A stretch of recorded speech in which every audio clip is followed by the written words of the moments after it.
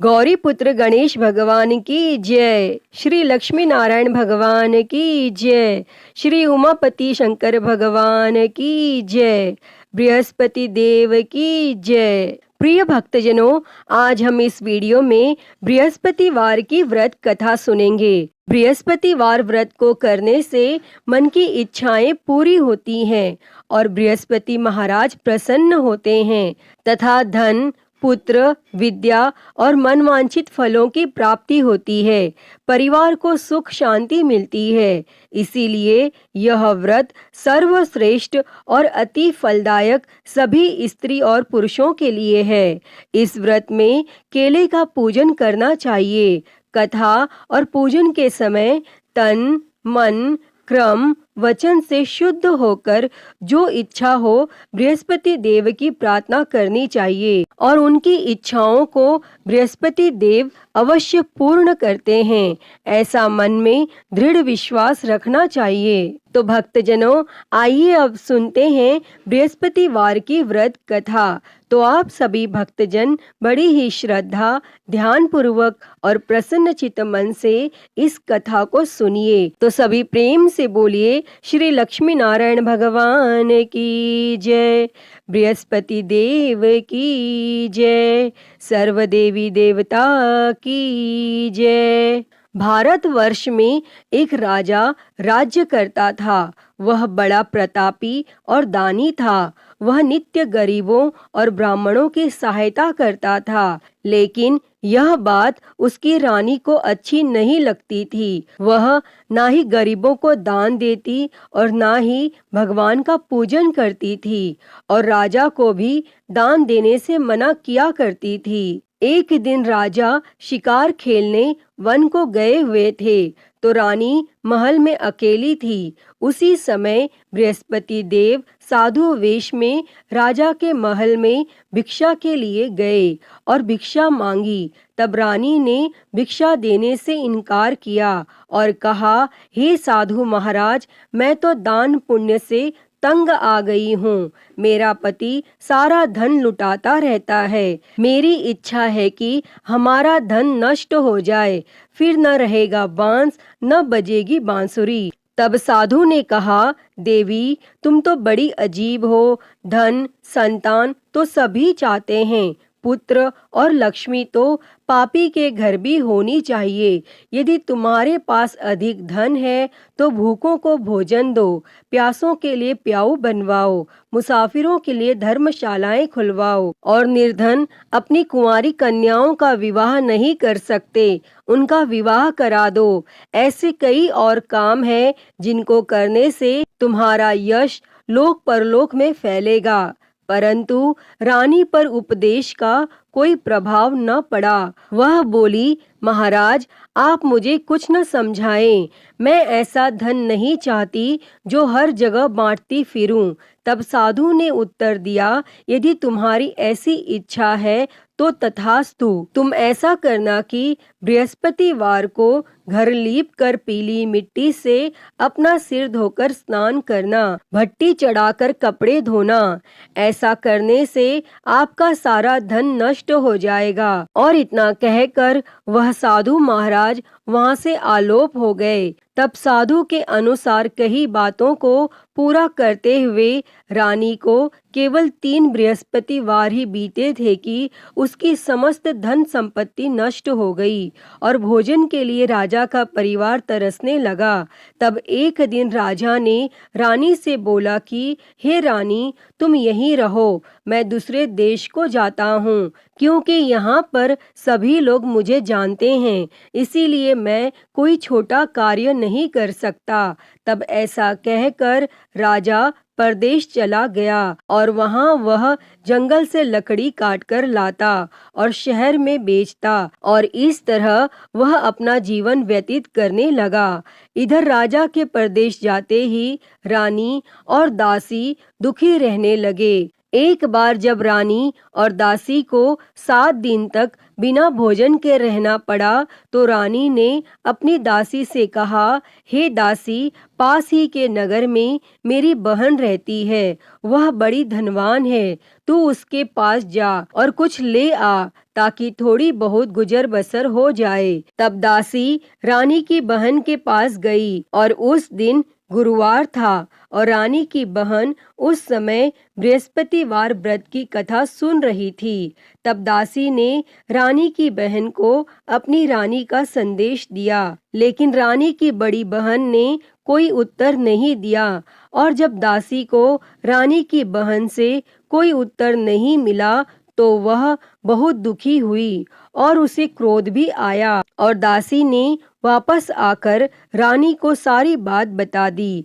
तब सुनकर रानी ने अपने भाग्य को कोसा और उधर रानी की बहन ने सोचा कि मेरी बहन की दासी आई थी, परंतु मैं उससे नहीं बोली और इससे वह बहुत दुखी हुई होगी। और वह कथा सुनकर और पूजन समाप्त करके अपनी बहन के घर आई और कहने लगी, मैं बृहस्पतिवार का व्रत कर रही थी, तुम्हारी दासी मेरे घर आई थी, परंतु जब तक कथा होती है तब तक न तो उठते हैं और न ही बोलते हैं, इसीलिए मैं नहीं बोली। कहो दासी क्यों गई थी? तब रानी बोली, बहन तुमसे क्या छिपाऊं, हमारे घर में खाने तक को अनाज नहीं था। और ऐसा कहते कहते रानी की आंखें भर आई। उसने दासी समेत पिछले 7 दिनों में भूखे रहने तक की बात अपनी बहन को विस्तार पूर्वक सुना दी।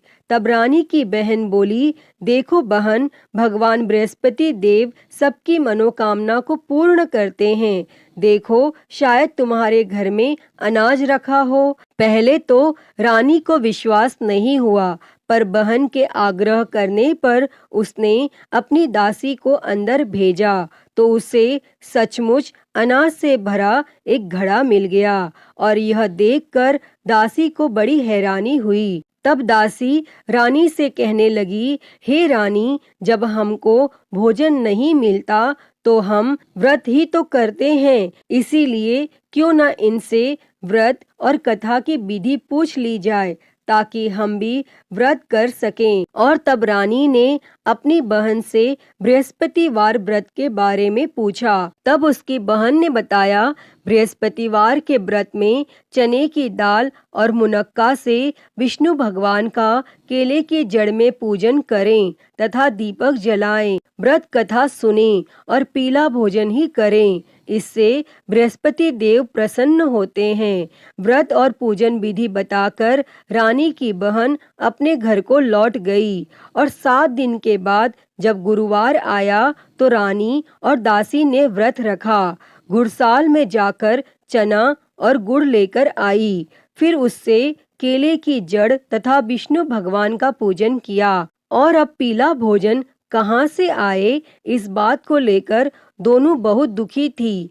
चूंकि उन्होंने व्रत रखा था इसीलिए बृहस्पति देव उनसे प्रसन्न थे, इसीलिए वे एक साधारण व्यक्ति का रूप धारण कर 2 थालों में सुंदर पीला भोजन दासी को दे गए। और तब भोजन पाकर दासी प्रसन्न हुई और फिर रानी के साथ मिलकर भोजन ग्रहण किया और उसके बाद वे सभी गुरुवार को व्रत और पूजन करने लगी। बृहस्पति भगवान की कृपा से उनके पास फिर से धन संपत्ति आ गई, परंतु रानी फिर से पहले की तरह आलस्य करने लगी। तब दासी बोली, देखो रानी, तुम पहले भी इस प्रकार आलस्य करती थी, तुम्हें धन रखने में कष्ट होता था और इस कारण सब धन नष्ट हो गया, और अब जब भगवान बृहस्पति की कृपा से धन मिला है तो तुम्हें फिर से आलस्य होता है।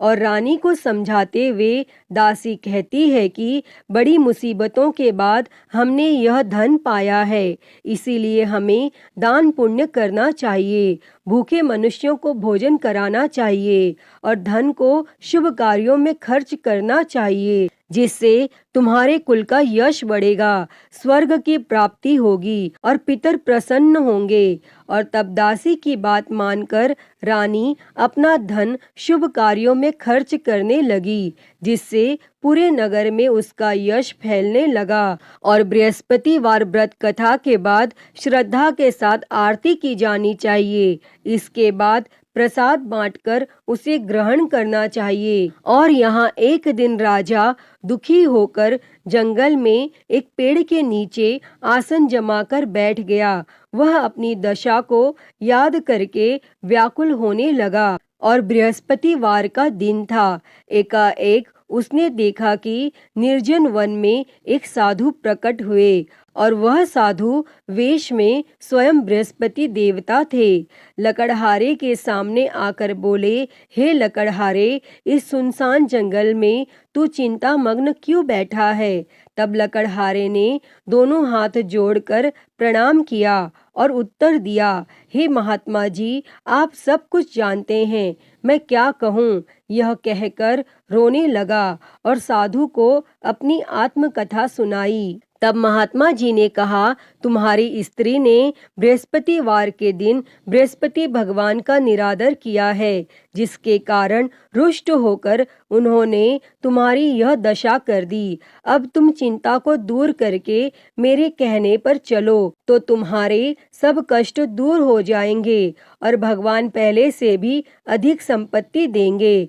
तुम बृहस्पति के दिन कथा किया करो। 2 पैसे के चने मुनक्का लाकर उसका प्रसाद बनाओ और शुद्ध जल से लोटे में शक्कर मिलाकर अमृत तैयार करो। कथा के पश्चात अपने सारे परिवार और सुनने वाले प्रेमियों में अमृत व प्रसाद बांटकर आप भी ग्रहण करो। ऐसा करने से भगवान तुम्हारी सब मनोकामनाएं पूरी करेंगे। तब साधु के ऐसे वचन सुनकर लकड़हारा बोला, हे प्रभु, मुझे लकड़ी बेचकर इतना पैसा नहीं मिलता जिससे भोजन के उपरांत कुछ बचा सकूं।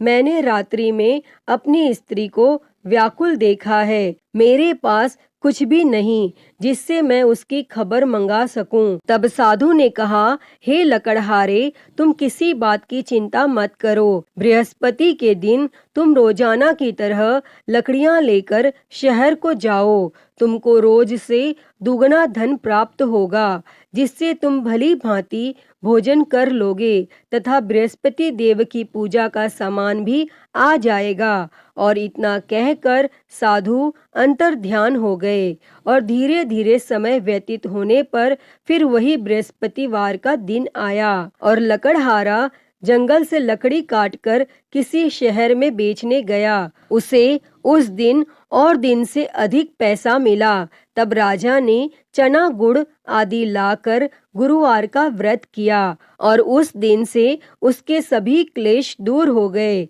परंतु जब दोबारा गुरुवार का दिन आया तो बृहस्पतिवार का व्रत करना वह भूल गया।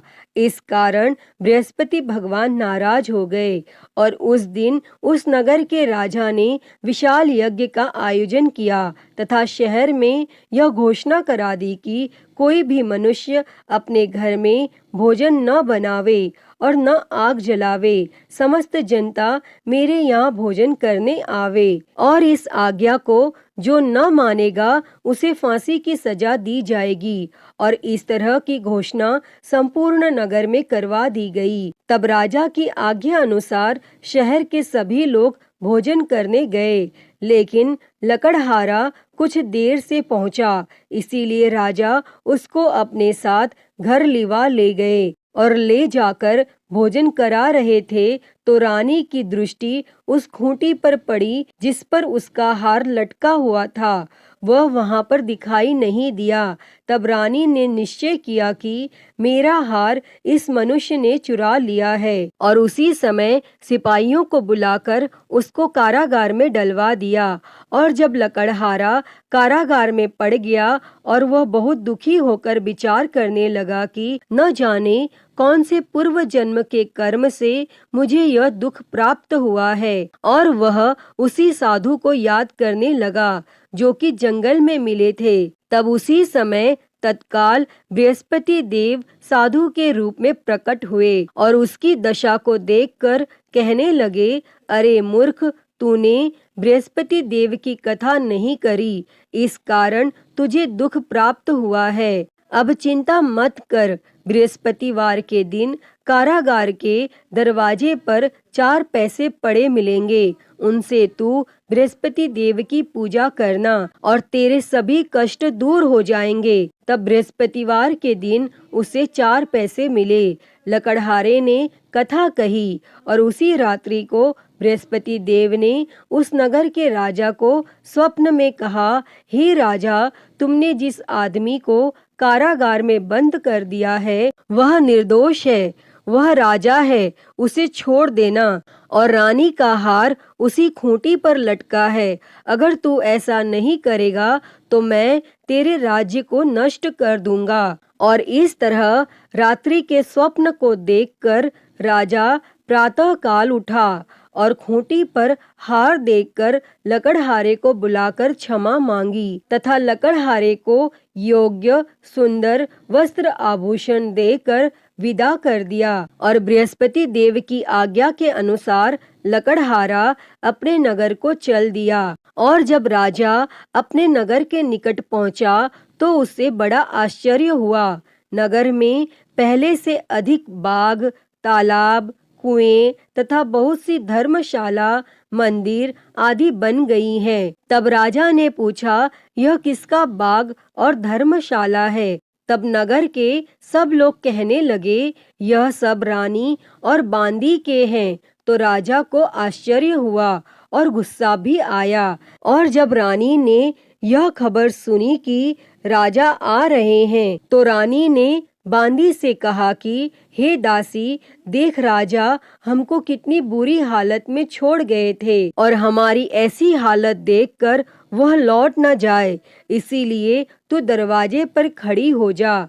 तब आज्ञा अनुसार दासी दरवाजे पर खड़ी हो गई और राजा आए तो उन्हें अपने साथ लिवा लाई। तब राजा ने क्रोध करके अपनी रानी से पूछा कि यह धन तुम्हें कैसे प्राप्त हुआ है? तब रानी ने कहा, हमें यह सब धन बृहस्पति देव के इस व्रत के प्रभाव से प्राप्त हुआ है। और फिर राजा ने निश्चय किया कि 7 रोज बाद तो सभी बृहस्पति देव का पूजन करते हैं, परंतु मैं प्रतिदिन दिन में 3 बार कहानी तथा रोज व्रत किया करूंगा। और अब हर समय राजा के दुपट्टे में चने की दाल बंधी रहती तथा दिन में 3 बार कहानी कहता। और एक रोज राजा ने विचार किया कि चलो अपनी बहन के यहाँ हो आवे। इस तरह निश्चय कर राजा घोड़े पर सवार हो अपनी बहन के यहाँ को चलने गया। मार्ग में उसने देखा कि कुछ आदमी एक मुर्दे को लिए जा रहे हैं। उन्हें रोककर राजा ने कहा, अरे भाइयों, मेरी बृहस्पति देव की कथा सुन लो। और वे बोले, लो, हमारा तो आदमी मर गया है, इसको अपनी कथा की पड़ी है। परंतु कुछ आदमी बोले, अच्छा कहो, हम तुम्हारी कथा भी सुनेंगे। तब राजा ने दाल निकाली और जब कथा आधी हुई थी कि मुर्दा हिलने लग गया। और जब कथा समाप्त हो गई तो राम राम करके मनुष्य उठकर खड़ा हो गया। और आगे मार्ग में उसे एक किसान खेत में हल चलाता मिला। तब राजा ने उसे देखकर उससे बोले, अरे भैया, तुम मेरी बृहस्पतिवार की कथा सुन लो। तब किसान बोला, जब तक मैं तेरी कथा सुनूंगा तब तक 4 हरिया जोत लूंगा, जा अपनी कथा किसी और को सुना। इस तरह राजा आगे चलने लगा और राजा के हटते ही बैल पछाड़ खाकर गिर गया तथा किसान के पेट में बड़ी जोर का दर्द होने लगा। और उस समय उसकी माँ रोटी लेकर आई। उसने जब यह देखा तो अपने पुत्र से सब हाल पूछा। तब बेटे ने सभी हाल कह दिया। तो बुढ़िया दौड़ी दौड़ी उस घुड़सवार के पास गई और उससे बोली कि मैं तेरी कथा सुनूंगी, तू अपनी कथा मेरे खेत पर चलकर ही कहना। तब राजा ने बुढ़िया के खेत पर जाकर कथा कही और जिसके सुनते ही वह बैल उठ खड़ा हुआ तथा किसान के पेट का दर्द भी बंद हो गया। और राजा अपनी बहन के घर पहुंचा और बहन ने भाई की खूब मेहमानी की। दूसरे रोज प्रातः काल राजा जगा तो वह देखने लगा कि सब लोग भोजन कर रहे हैं। तब राजा ने अपनी बहन से कहा, ऐसा कोई मनुष्य है जिसने भोजन नहीं किया हो, मेरी बृहस्पतिवार की कथा सुन ले। तब बहन बोली, हे भैया, यह देश ऐसा ही है कि पहले यहाँ लोग भोजन करते हैं, बाद में अन्य काम करते हैं। अगर कोई पड़ोस में हो तो देख आऊं। और वह ऐसा कहकर देखने चली गई, परंतु उसे कोई ऐसा व्यक्ति नहीं मिला जिसने भोजन न किया हो। अतः वह एक कुम्हार के घर गई जिसका लड़का बीमार था। उसे मालूम हुआ कि उनके यहाँ 3 रोज से किसी ने भोजन नहीं किया है। तब रानी ने अपने भाई की कथा सुनने के लिए कुम्हार से कहा और वह तैयार हो गया। तब राजा ने जाकर बृहस्पतिवार की कथा कही, जिसको सुनकर उसका लड़का ठीक हो गया और अब तो राजा की प्रशंसा होने लगी। फिर एक रोज राजा ने अपनी बहन से कहा कि हे बहन, हम अपने घर को जाएंगे, तुम भी तैयार हो जाओ। राजा की बहन ने अपनी सास से कहा। सास ने कहा, हाँ चली जा, परंतु अपने लड़कों को मत ले जाना, क्योंकि तेरे भाई की कोई औलाद नहीं है। और बहन ने अपने भैया से कहा, हे भैया, मैं तो चलूंगी, पर कोई बालक नहीं जाएगा। तब राजा बोला, जब कोई बालक नहीं चलेगा तब तुम भी क्या करोगी। और बड़े दुखी मन से राजा अपने नगर को लौट आया। और राजा ने अपनी रानी से कहा, हम निर्वंशी है, हमारा मुंह देखने का धर्म नहीं है। और फिर कुछ भोजन आदि भी नहीं किया। तब रानी बोली, हे प्रभु, बृहस्पति देव ने हमें सब कुछ दिया है, वह हमें औलाद अवश्य देंगे। और उसी रात को बृहस्पति देव ने राजा से स्वप्न में कहा, हे राजा, उठ, सभी सोच त्याग दे, तेरी रानी गर्भ से है। तब राजा को यह बात सुनकर बड़ी खुशी हुई और 9वें महीने में उसके गर्भ से एक सुंदर पुत्र पैदा हुआ। तब राजा बोला, हे रानी, स्त्री बिना भोजन के रह सकती है, पर बिना कहे नहीं रह सकती। जब मेरी बहन आवे तुम उससे कुछ कहना मत। तब रानी ने यह सुनकर हाँ कर दिया। और जब राजा की बहन ने यह शुभ समाचार सुना तो वह बहुत खुश हुई और बधाई लेकर अपने भाई के यहाँ आई। तभी रानी ने कहा, घोड़ा चढ़कर तो नहीं आई, गधा चढ़ी आई। तब राजा की बहन बोली, भाभी, मैं इस प्रकार न कहती तो तुम्हें औलाद कैसे मिलती। प्रिय भक्तजनों, बृहस्पति देव ऐसे ही हैं, जैसी जिसके मन में कामनाएं हैं सभी को पूर्ण करते हैं। जो सद्भावना पूर्वक बृहस्पतिवार का व्रत करता है, एवं कथा पढ़ता है अथवा सुनता है, दूसरों को सुनाता है, बृहस्पति देव उसकी सभी मनोकामना पूर्ण करते हैं। जैसी सच्ची भावना से रानी और राजा ने उनकी कथा का गुणगान किया, तो उनकी सभी इच्छाएं बृहस्पति देव जी ने पूर्ण की थी। अतः हे बृहस्पति देव जी, जैसी कृपा आपने राजा और रानी पर की, वैसी ही कृपा इस कथा को कहते, सुनते और हुंकारा भरते सभी पर करना। तो सभी प्रेम से बोलिए, बृहस्पति देव की जय, श्री लक्ष्मी नारायण भगवान की जय। तो आइए बृहस्पतिवार व्रत की एक और कथा सुनते हैं। तो सभी प्रेम से बोलिए, बृहस्पति देव की जय, भगवान विष्णु की जय। प्राचीन समय में एक ब्राह्मण रहता था। वह बहुत निर्धन था, उसकी कोई संतान नहीं थी। उसकी स्त्री बहुत मलिनता के साथ रहती थी। वह स्नान न करती, किसी देवता का पूजन न करती। इससे ब्राह्मण देवता बड़े दुखी थे। बेचारे बहुत कुछ कहते थे, किंतु उसका कुछ परिणाम न निकला। तब भगवान की कृपा से ब्राह्मण की स्त्री को कन्या रूपी रत्न पैदा हुआ।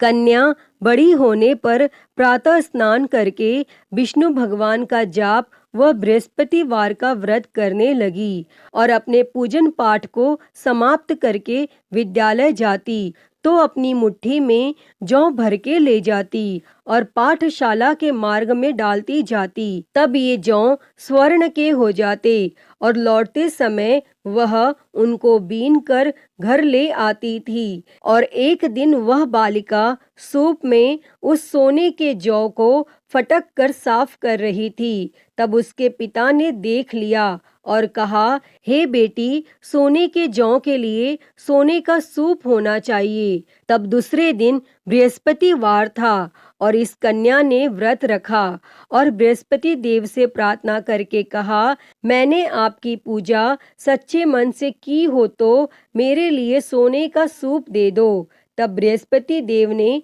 उसकी प्रार्थना स्वीकार कर ली। तब रोजाना की तरह वह कन्या जौ फैलाती हुई जाने लगी और जब लौटकर जौ बीन रही थी तो बृहस्पति देव की कृपा से सोने का सूप मिला और उसे वह घर ले आई और उसमें जौ साफ करने लगी, परंतु उसकी माँ का वही ढंग रहा। एक दिन की बात है कि वह कन्या सोने के सूप में जौ साफ कर रही थी और उस समय उस शहर का राजपुत्र वहां से होकर निकला और इस कन्या के रूप और कार्य को देखकर मोहित हो गया तथा अपने घर आकर भोजन तथा जल त्याग कर उदास होकर लेट गया। और जब राजा को इस बात का पता लगा तो अपने प्रधानमंत्री के साथ उसके पास गए और बोले, हे बेटा, तुम्हें किस बात का कष्ट है? किसी ने अपमान किया है अथवा और कोई कारण हो सो कहो, मैं वही कार्य करूँगा जिससे तुम्हें प्रसन्नता होगी। और तब अपने पिता की राजकुमार ने बातें सुनी तो वह बोला, मुझे आपकी कृपा से किसी बात का दुख नहीं है, किसी ने मेरा अपमान नहीं किया है, परंतु मैं उस लड़की से विवाह करना चाहता हूँ जो सोने के सूप में जौ साफ कर रही थी। और यह सुनकर राजा आश्चर्य में पड़ा और बोला, हे बेटा, इस तरह की कन्या का पता तुम ही लगाओ, मैं उसके साथ तेरा विवाह अवश्य ही करवा दूंगा। तब राजकुमार ने उस लड़की के घर का पता बतलाया और तब मंत्री उस लड़की के घर गए और ब्राह्मण देवता को सभी हाल बतलाया। तब ब्राह्मण देवता राजकुमार के साथ अपनी कन्या का विवाह करने के लिए तैयार हो गए तथा विधि विधान के अनुसार ब्राह्मण की कन्या का विवाह राजकुमार के साथ हो गया। और कन्या के घर से जाते ही पहले की भांति उस ब्राह्मण देवता के घर में गरीबी का निवास हो गया। और एक दिन दुखी होकर ब्राह्मण देवता अपनी पुत्री के पास गए। तब बेटी ने पिता की दुखी अवस्था को देखा और अपनी माँ का हाल पूछा। तब ब्राह्मण ने सभी हाल कहा। तब कन्या ने बहुत सा धन देकर अपने पिता को विदा कर दिया और इस तरह ब्राह्मण का कुछ समय सुखपूर्वक व्यतीत हुआ। परंतु कुछ दिन बाद फिर वही हाल हो गया। ब्राह्मण फिर अपनी कन्या के यहाँ गया और सारा हाल कहा तो लड़की बोली, हे पिताजी, आप माताजी को यहाँ लिवा लाओ, मैं उसे विधि बता दूंगी जिससे गरीबी दूर हो जाएगी। तब वह ब्राह्मण देवता अपनी स्त्री को साथ लेकर पहुँचे तो वह कन्या अपनी माँ को समझाने लगी, हे माँ, तुम प्रातः काल प्रथम स्नान आदि करके विष्णु भगवान का पूजन करो तो सब दरिद्रता दूर हो जाएगी। परंतु उसकी माँ ने एक भी बात नहीं मानी और प्रातः काल उठकर अपनी पुत्री के बच्चों की जूठन को खा लिया। इससे उसकी पुत्री को भी बहुत गुस्सा आया और एक रात को कोठरी से सभी सामान निकाल दिया और अपनी माँ को उसमें बंद कर दिया और प्रातः काल उसे निकाला तथा स्नान आदि करा के पाठ करवाया तो उसकी माँ की बुद्धि ठीक हो गई और फिर वह प्रत्येक बृहस्पतिवार को व्रत रखने लगी। इस व्रत के प्रभाव से उसके माँ बाप बहुत ही धनवान और पुत्रवान हो गए और बृहस्पति जी के प्रभाव से इस लोक के सुख भोग कर स्वर्ग को प्राप्त हुए। अतः हे बृहस्पति देव जी, जैसी कृपा आपने ब्राह्मण पुत्री पर की, वैसी ही कृपा इस कथा को कहते, सुनते और हुंकारा भरते सभी पर करना। सभी के जीवन से दरिद्रता दूर कर सभी के जीवन में धन संपत्ति और सुख समृद्धि देना। तो सभी प्रेम से बोलिए बृहस्पति देव की जय, श्री लक्ष्मी नारायण भगवान की जय। प्रिय भक्तजनों, तो मैं उम्मीद करती हूँ कि आपको आज की ये कथा पसंद आई होगी और अगर वीडियो अच्छी लगी हो तो इसे लाइक करें, ज़्यादा से ज़्यादा शेयर करें और कमेंट बॉक्स में बृहस्पति देव जी की जय लिखना ना भूलें और महाकाल भक्ति ज्ञान चैनल को सब्सक्राइब कर नोटिफिकेशन बेल को ज़रूर ऑन कर लें। हर हर महादेव। धन्यवाद।